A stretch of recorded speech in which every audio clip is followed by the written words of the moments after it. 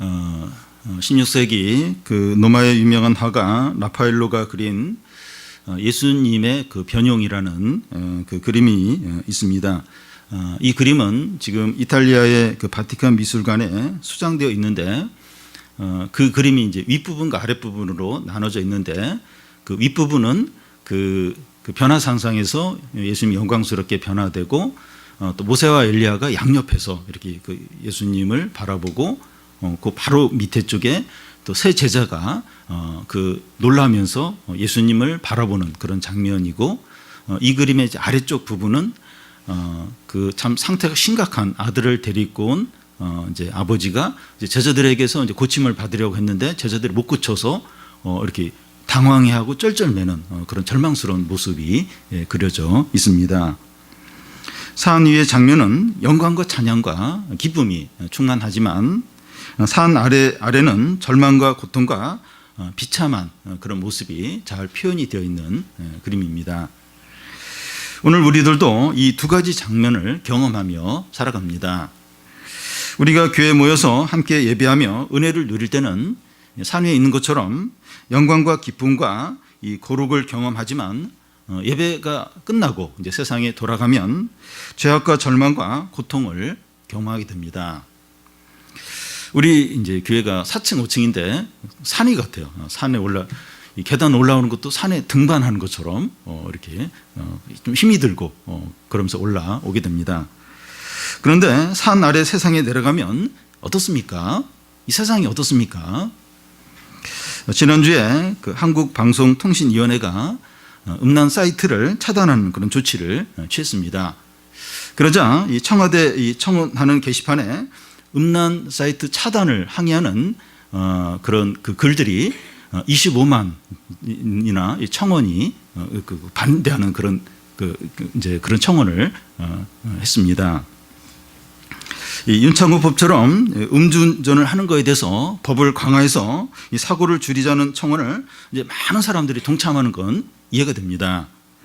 그런데 이 음란 사이트 차단을 항의하는 이 청원이 25만 명을 넘었다는 건 참 의외의 일입니다.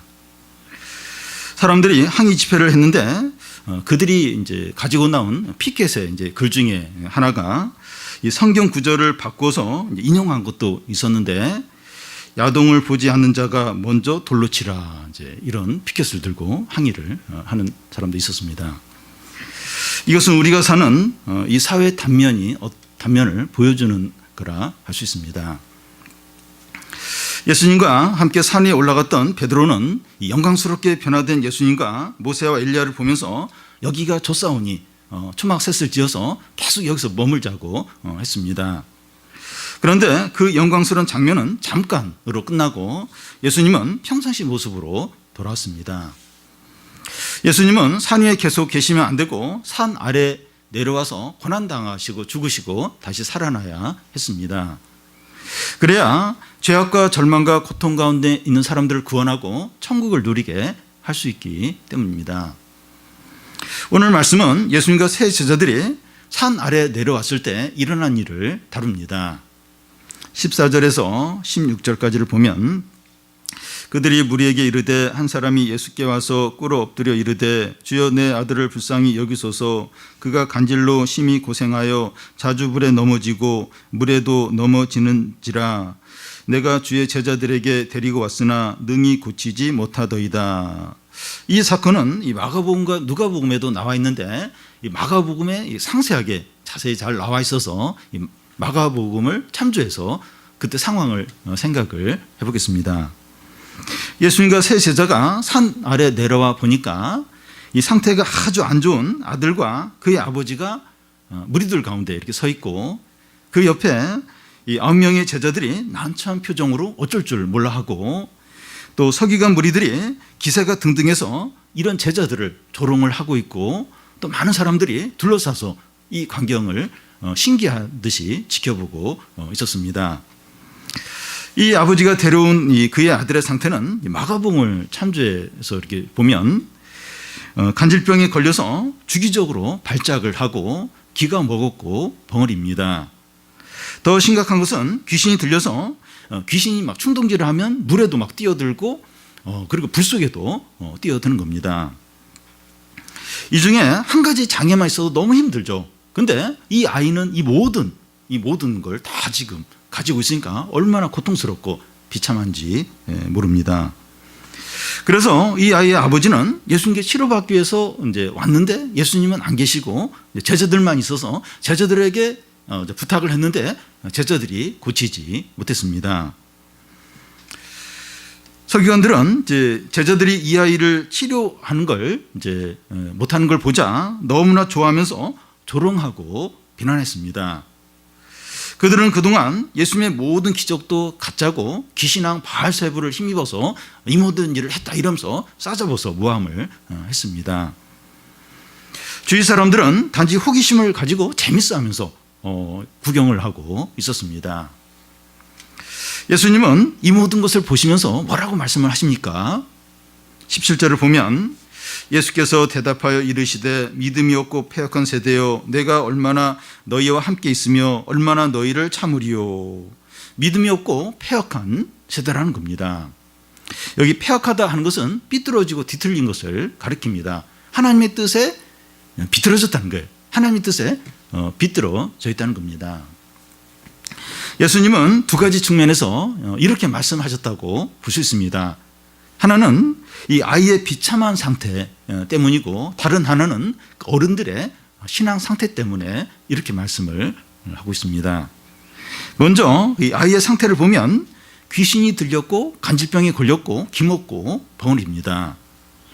한 번씩 간질로 발작을 하면 땅을 뒹굴면서 입에서 막 이제 거품을 흘리게 되고 귀신이 충동질하면 물이나 불에 뛰어들어서 죽으려고 하는 겁니다. 예수님은 이 아이의 이런 비참한 상태를 보고 믿음이 없고 패역한 세대요 이렇게 하시는데 그 이유가 뭡니까? 이 아이가 이렇게 된 것은 어른들의 죄악과 탐욕과 불신앙 때문이라고 이제 보시는 겁니다. 이 아이가 어떻게 하면 이렇게 비참하고 절망적이고 귀신이 들려서 이런 상태에 있느냐. 이 아이를 보면서 믿음이 없고 패역한 세대요. 어른들의 죄악과 불신앙 때문에 이 애가 이제 이렇게 되었다고 이제 보시는 겁니다.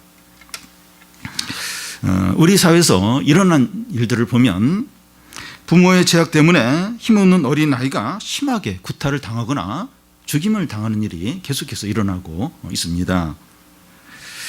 또한 이 끔찍하고 잔인한 청소년 범죄들이 계속해서 일어나고 있는데 진정한 원인은 어른들의 죄 때문이라고 할 수가 있습니다. 참 사회에 이런 청소년들의 범죄들 다 누구 영향인가? 어른들의 죄 때문이라고 볼 수 있습니다.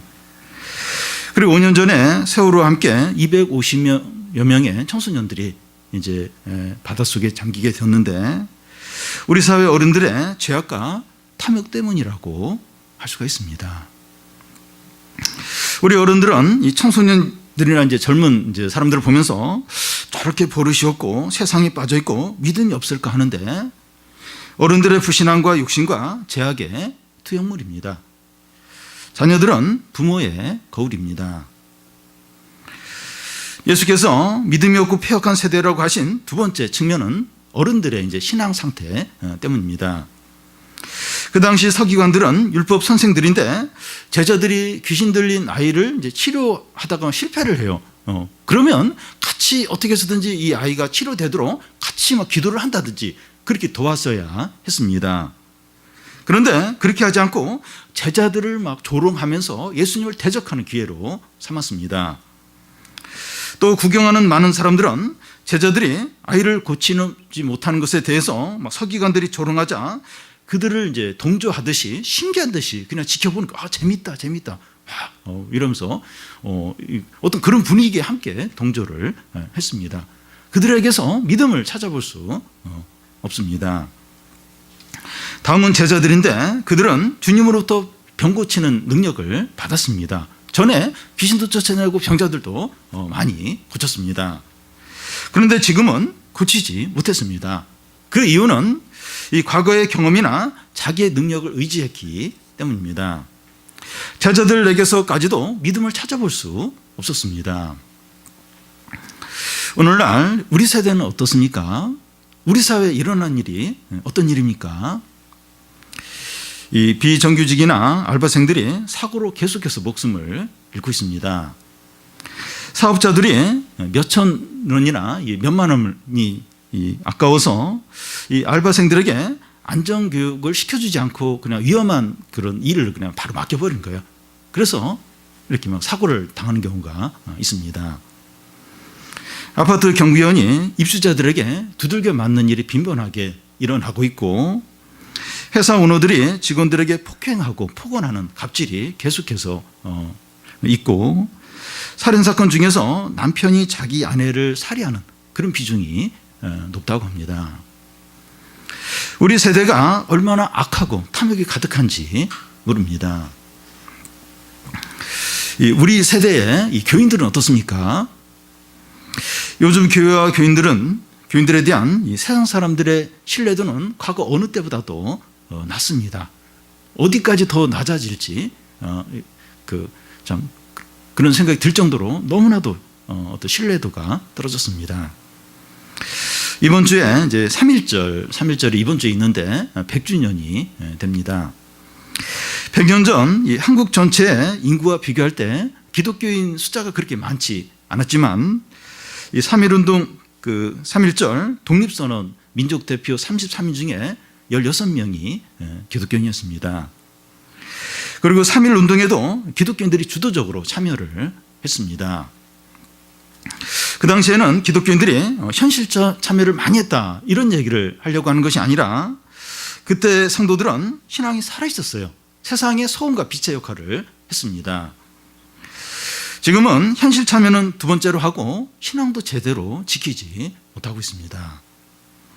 신자라고 하는데 술, 담배를 다 하고 성적인 죄를 짓습니다. 아빠가 집에 술 취해서 들어오고 자녀들도 술 취해서 들어옵니다. 이런 것들이 습관화가 되어버렸고 즐기기까지 하고 있습니다. 우리 세대의 신자들 가운데 믿음을 찾을 수 있습니까? 자기를 부인하고 자기 십자가를 지고 주님을 쫓는 자가 얼마나 되겠습니까? 한국교회 교인들 중에 자기를 부인하고 자기 십자가를 지고 주님을 쫓는 자가 얼마나 몇 명이나 되겠습니까? 우리가 믿음이 없고 폐역한 세대가 아닙니까? 예수님은 내가 얼마나 너희와 함께 있으며 얼마나 너희를 참으리요 하십니다. 예수님은 그 십자가를 지셔야 하기 때문에 제자들 곧 떠나야 합니다. 내가 너희와 얼마나 더 함께 있느냐, 곧 떠난다는 겁니다. 얼마나 너희의 불신앙과 죄악을 참아야 하겠느냐 하십니다. 주님은 오늘 주기쁜 교인인 우리들에게 내가 너희를 얼마나 참고 기다려야 하느냐 묻습니다. 오늘 우리에게 물으세요. 우리 각자에게 물으십니다. 내가 너희를 얼마나 참고 기다려야 되느냐 기다리십니까? 묻습니다. 너희의 죄의 습관들을 끊고 믿음을 회복하고 나에게 돌아오려면 얼마나 더 참고 기다려야 되느냐 하십니다. 언제까지 세상과 하나님 사이에 머뭇하겠느냐, 언제까지 양다리를 걸치고 두 마음을 품면서 신앙생활을 하겠느냐 물으십니다. 이제 예수님은 귀신 들린 아이에게 어떻게 하십니까? 17절 끝 부분부터 18절까지를 보면 그를 이리로 데려오라 하시니라. 이에 예수께서 꾸짖으시니 귀신이 나가고 아이가 그때부터 나으니라. 예수님이 귀신 들린 아이에게 명령하시자 귀신이 나가고 아이가 건강하게 나았습니다.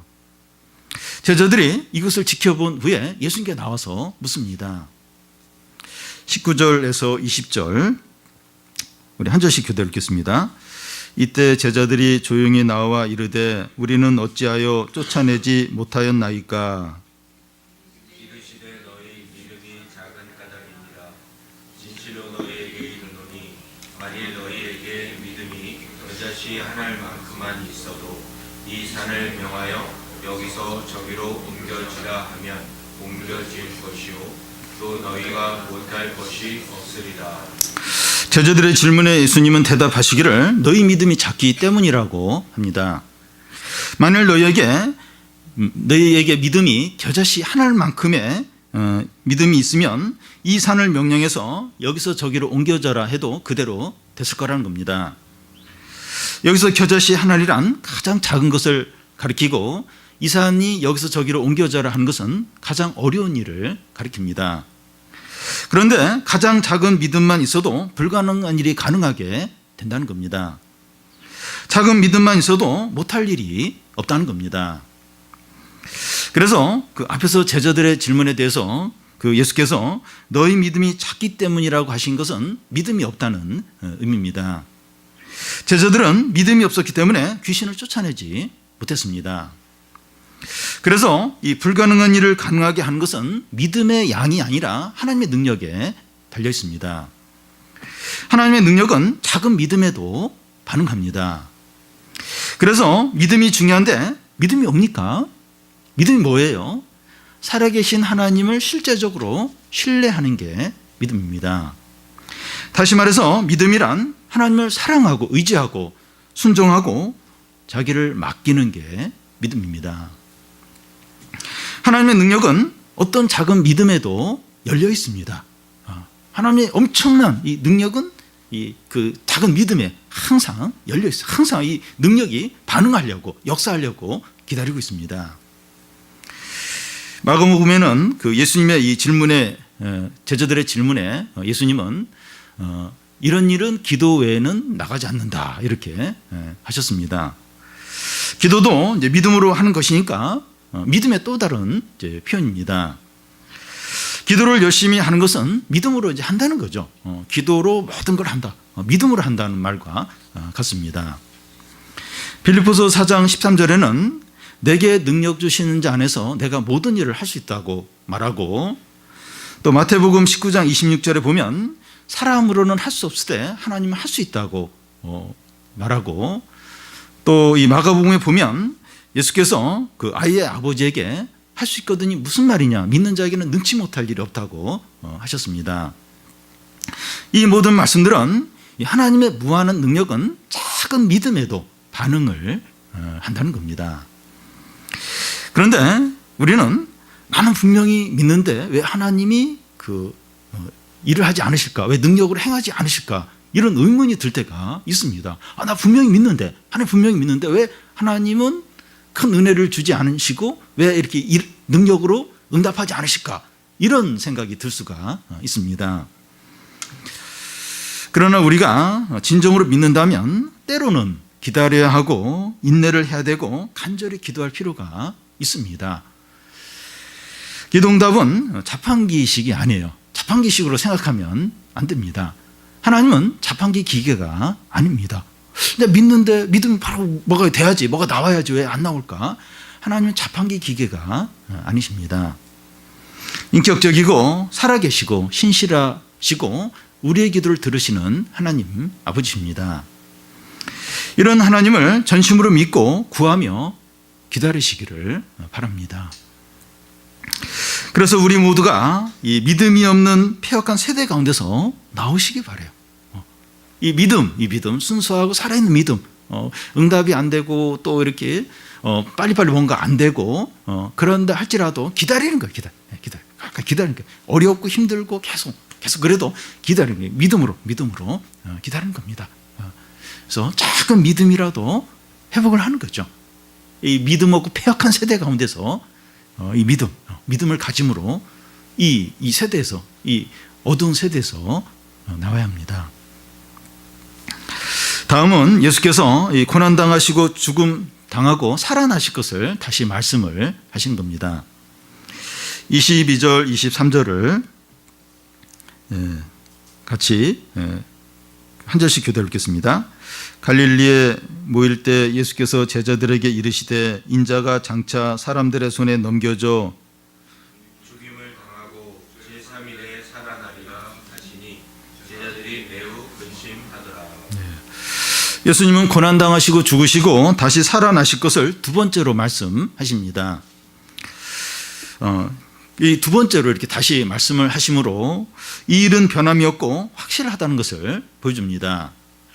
여기서 인자가 장차 사람들의 손에 넘겨져 하는데, 이 넘겨져 하는 말은 가룟 유다가 예수님을 이제 이렇게 돈을 받고 대제사장에게 넘겨주는 그때 넘겨줘와 같은 단어입니다. 노예나 물건을 팔아 넘기듯이 하는 겁니다. 그런데 영광과 권세와 존귀와 능력의 하나님의 아들이 노예나 물건이 이렇게 팔아 넘겨지듯이 그렇게 된다는 겁니다. 예수님은 사람들이 자기를 팔아 넘기고 죽일 것을 아셨습니다. 그래서 얼마든지 피할 수도 있었습니다. 그런데 자신을 노예나 물건처럼 사람들에게 맡기고 고난당하시고 죽으신 겁니다. 예수님은 우리를 구원하고 하나님의 뜻을 이루기 위해서 자기 자신을 한없이 낮추고 자신의 권리를 다 포기를 하셨습니다. 그래서 우리의 스승이신 주님이 이렇게 하셨는데 우리는 작은 것도 포기하지 않으려고 해서는 안 됩니다. 주님은 우리의 구원을 위해서 모든 걸 다 버리고 물건처럼 노예처럼 그 사람들의 손에 넘겨져서 팔렸어요. 넘겨져 버렸습니다. 근데 우리는 그 주님을 믿는데 주님을 따른다고 하는데 이 작은 거 그것도 포기하지 못하고 버리지 못해서 막 그 신앙을 타협하고 넘어지고 그러면 안 된다는 겁니다. 예수님의 이런 말을 들은 제자들의 반응은 뭡니까? 23절 끝에 보면 제자들이 매우 근심하더라. 제자들이 크게 근심한 이유는 예수님의 고난과 죽으심에만 관심을 가졌기 때문입니다. 그런데 예수께서 이 죽음에서 부활하신 후에 제자들은 더 이상 근심하거나 두려워하지 않았습니다. 이 사도행전에 보면 제자들이 얼마나 기뻐하며 담대하며 복음을 전했는지 모릅니다. 그들이 위협을 받고 감옥에 갇히고 채찍질을 당하고 죽음 앞에서도 담대하고 기뻐했습니다. 예수께서 부활했다는 사실이 제자들을 완전히 새 사람으로 바꿔놨습니다. 그런데 오늘 우리들은 크게 염려하고 두려움 가운데 지낼 때가 많습니다.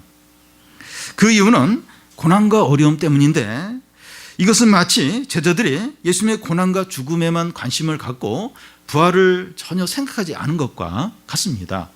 우리가 이렇게 두려움과 염려 가운데 지낼 때가 많아요. 왜냐하면 고난 때문에, 어려움 때문에, 미래의 어떤 걱정되는 일 때문에 그렇게 합니다. 이제 그런 상태, 우리가 믿음이 있지만 두려움 가운데, 염려 가운데 빠져서 사는 건 마치 제자들이 이 주님의 고난과 죽음만 생각하고 부활은 전혀 생각하지 않고 지금 이렇게 하는 것과 지금 이 상태에 있는 것과 같다는 겁니다. 그런데 예수님 죽음에서 부활하셨습니다. 부활하셨죠. 우리가 그걸 지금 알고 있고 믿고 있습니다. 그래서 우리는 더 이상 근심하거나 절망하거나 두려워하지 않아야 합니다. 우리 앞에 고난과 위기와 죽음이 오더라도 이 부활의 신앙으로 기뻐하면서 감사하면서 담대해야 됩니다. 왜냐하면 그러니까 그리스도인은 이 부활의 신앙을 가지면 담대해져요. 기뻐합니다. 이 사도행전의 제자들처럼 그렇게 이제 사는 게 정상입니다. 주님이 부활하셨어요. 마치 아직 주님이 고난받고 죽임당하고 부활하지 않은 것처럼 우리가 이렇게 살면 안 됩니다. 고난과 어려움과 어떤 일이 온다 할지라도 두려워하더라도 살짝 두려워하고 살짝 염려하고 거기서 다시 나와야 돼요. 왜냐하면 주님이 부활하셨죠. 주님이 부활하셨고 세상을 이기셨고 우리에게 담대하라 하셨기 때문에 우리는 어떤 상황에서라도 이렇게 기뻐하고 감사하고 담대하게 살아야 합니다. 마지막 한 가지만 더 살펴볼 것은 예수께서 세금을 내는 문제입니다. 예수님의 일행이 그동안 선교의 본거지였던 가버나움의 마지막으로 들리세요. 여기서부터 이제 예루살렘을 향해서 이제 나아가시는데 마지막으로 이 가버나움에 들으셨습니다. 그때 어떤 세리가 와서 베드로에게 너희 선생님은 성전세를 안 내냐 이렇게 묻습니다. 성전세는 이제 출애굽기에 나오는데 성전을 유지하기 위해서 이스라엘 백성들 남자 20세 이상은 1년에 반세겔을 내도록 되어 있었습니다. 이 반세겔은 그 당시 이제 그 노동자가 이틀 일할 때 받는 품삯에 해당하는 금액입니다. 24절부터 26절까지 한 절씩 교대로 읽겠습니다. 가버나움에 이르니 반세계를 받는 자들이 베드로에게 나와 이르되 너희 선생은 반세계를 내지 아니하느냐.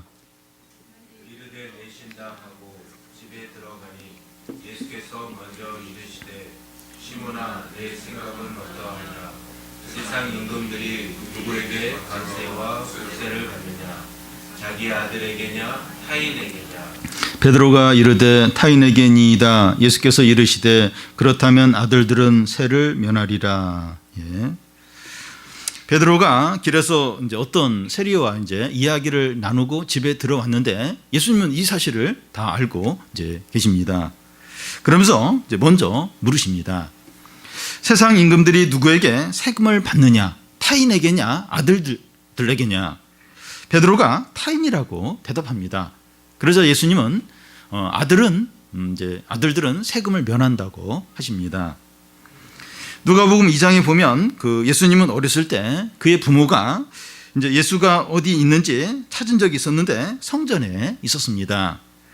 그때 예수의 부모들이 너를 얼마나 찾았는지 아냐? 이렇게 말하자 내가 내 아버지의 집에 있을 줄 모르셨습니까? 이렇게 반문하듯이 당연히 자기가 성전에 있는 건 맞다고 그렇게 대답을 합니다. 예수님에게 성전은 그의 아버지의 집이었습니다.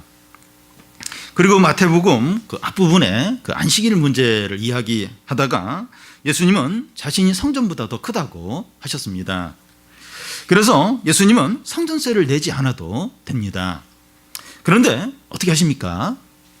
27절을 보면 그러나 우리가 그들이 실족하지 않게 하기 위하여 내가 바다에 가서 낚시를 던져 먼저 오르는 고기를 가져 입을 열면 돈 한 세겔을 얻을 것이니 가져다가 나와 너를 위하여 주라 하시니라.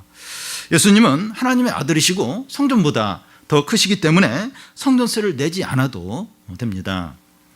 그리고 예수님은 지금 사람들의 구원과 하나님 나라의 회복을 위해서 십자가의 길을 가고 있는데 성전세를 내지 않는다고 문제가 될 게 없습니다. 근데 예수님은 성전세를 내시겠다고 합니다. 하나님의 아들이 일반 평인처럼 똑같이 세금을 성전세를 내겠다는 겁니다. 그 이유는 사람들이 실족하지 않도록 하기 위해서라는 겁니다. 만약에 예수님이 성전세를 내지 않으면 예수님을 잘 모르는 사람들은 오해를 할 수 있습니다. 성전세 문제로 시험을 드는 사람이 없도록 예수님은 성전세를 내겠다는 겁니다. 하나님의 아들이 구원자가 왜 성전세를 안 낼까? 이러면서 그것 때문에 이제 뭐가 다 걸리고 이렇게 믿음의 장애가 될 수 있다는 겁니다. 그래서 예수님은 성전세를 안 내도 돼요. 안 내도 되는데 성전세를 이제 내시는 겁니다. 바울도 이 고린도전서에서 이런 이야기를 한 적이 있었습니다.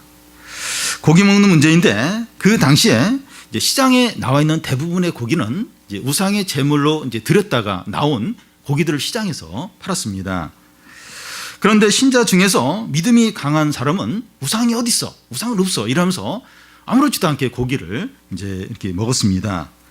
그런데 신자들 중에서 우상에 드려졌던 고기는 부정하기 때문에 그 고기를 먹으면 안 된다. 그러면서 고기를 먹지 않는 그런 신앙이 약한 자들도 있었습니다. 신앙 양심에 따라서 고기를 먹어도 되고 먹지 않아도 됩니다. 그런데 고기를 먹어도 된다고 믿는 신앙이 강한 자들이 신앙이 약한 자들 앞에서 고기를 먹으면 신앙이 약한 자들이 시험이 드는 거예요. 이렇게 그것 때문에 이렇게 뭔가 이렇게 그 신앙적으로 넘어질 수 있는 겁니다. 그래서 바울은 자신도 신앙이 강한 자이기 때문에 고기를 얼마든지 먹을 수 있지만 신앙이 약한 자들이 나로 인해서 혹시 실족할까 봐 나는 영원히 고기를 먹지 않겠다고 이제 말합니다. 우리 자신의 신앙 양심에 전혀 꺼리낌이 없는 사소한 문제라도 누군가 힘들어하거나 시험에 든다면 하지 말라는 겁니다.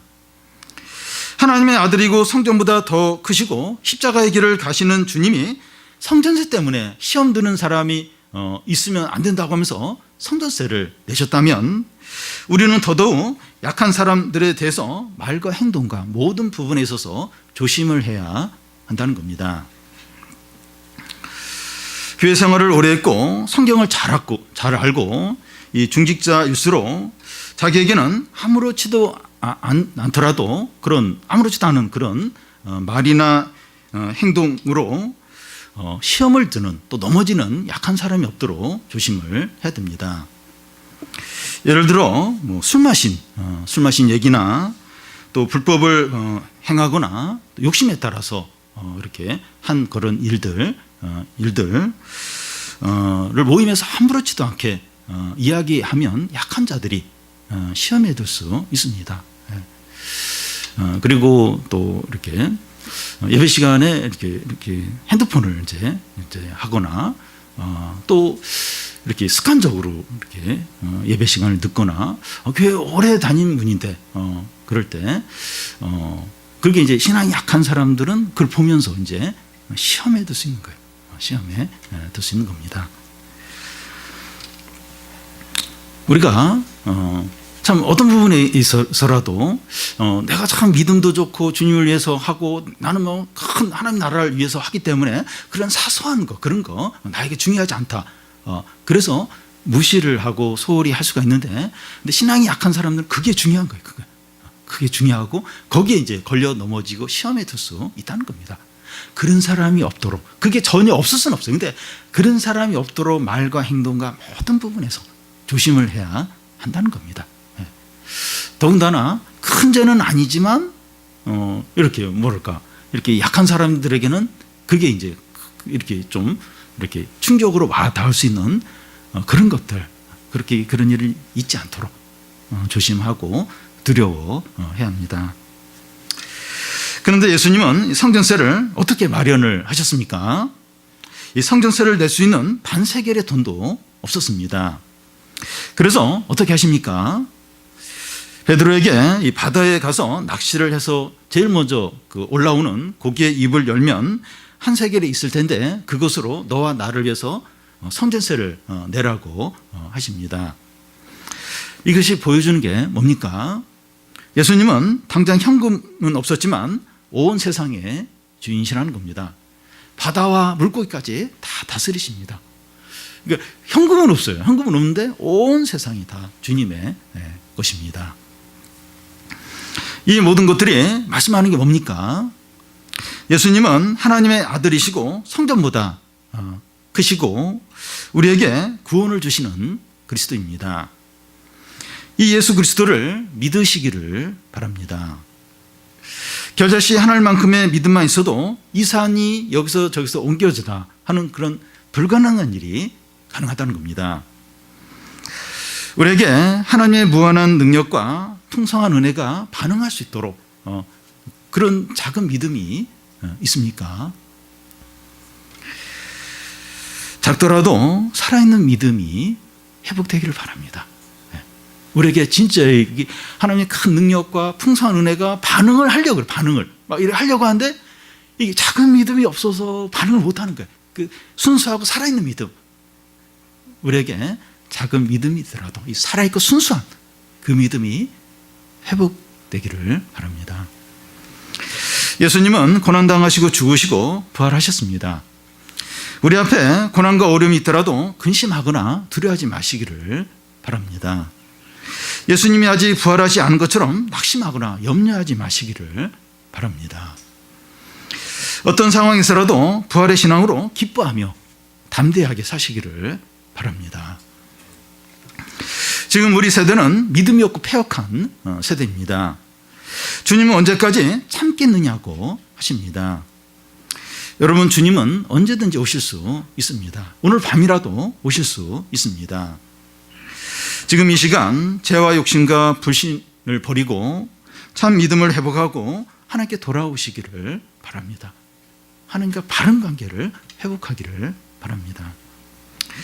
지금 여기서 우리가 살아있는 믿음을 다 회복해서 하나님의 영광과 은혜와 응답과 오병이의 부흥을 다 경험하시기를 바랍니다.